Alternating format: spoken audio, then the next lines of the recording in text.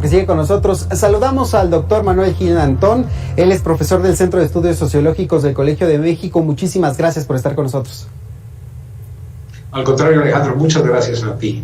A ver, ¿qué tan nuevo es el problema de la infraestructura educativa y estas deficiencias? Si bien la pandemia lo ha exhibido, ha dejado claro que incluso pues hay lugares donde ni siquiera techo ni agua potable, pero ¿qué tan nuevo es este problema y qué tanto las autoridades educativas de nuestro país se han preocupado por resolverlo? Yo creo, Alejandro, que es un problema muy antiguo, que tiene décadas, y que es una vergüenza para nosotros los ciudadanos mexicanos, porque más o menos de cada 100 pesos del gasto programable, 27 se destinan al rubro educativo.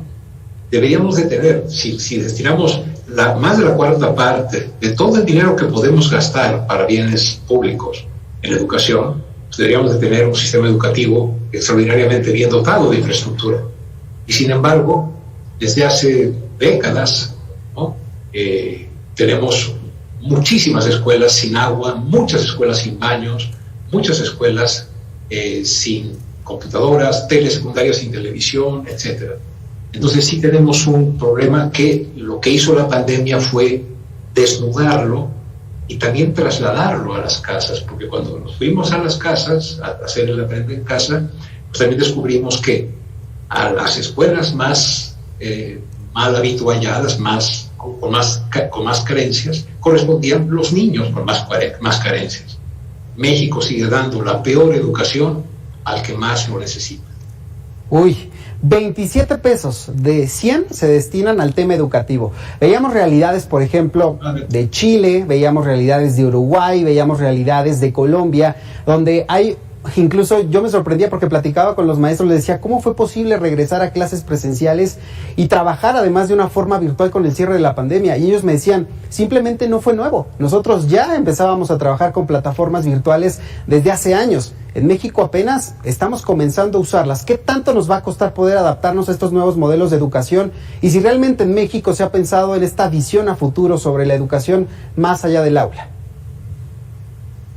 Yo creo que también en esto, Alejandro, otra vez, a mi juicio el problema mexicano más importante es la desigualdad en la distribución de los bienes que deriva de la desigualdad en la distribución del ingreso.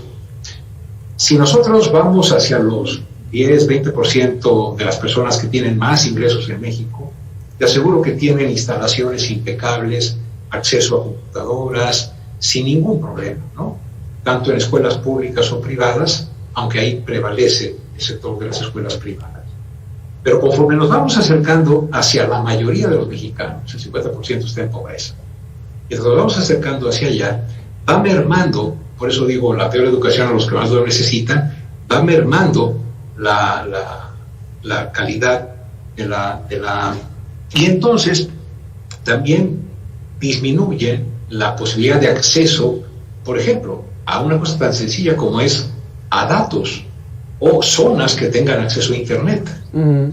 Entonces, durante esta pandemia hemos visto que hay grandes esfuerzos de profesoras y de profesores, sí, pero como hace ratito decía el colega reportero de Durango, la mitad no va a clase. Claro. ¿No? Y los datos del INEGI también nos dejan ver que muchísimos no han podido seguir. Las CEPs, digamos, para no hablar de estas, sino de todas las que yo he conocido a lo largo de 40 años, siempre son triunfalistas, ¿verdad? Siempre todo está perfecto. Pero no es cierto.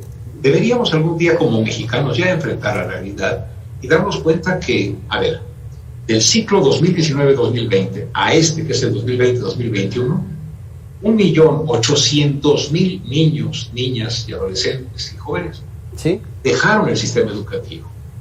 Significan 1.800.000 significan 60.000 aulas de 30 alumnos cada una, que al principio estaban llenas y se quedaron vacías y llenas de polvo.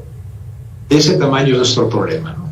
Doctor Manuel, pues estaremos por supuesto siguiendo los acuerdos que se lleguen desde las autoridades educativas, los docentes, los padres de familia, pero vemos que el panorama es poco cierto, con poca certidumbre para saber lo que se va a enfrentar México en términos de rezago educativo en los próximos años, porque esta generación le va a costar mucho poder adaptarse a los conocimientos y estas nuevas formas de enseñanza. Pero en estas andamos. Le agradezco muchísimo estos minutos aquí en Mega Noticias TVC. Al contrario, muchas gracias, Alejandro, muchas gracias a la audiencia. Gracias, buenas tardes. Podrá encontrar esta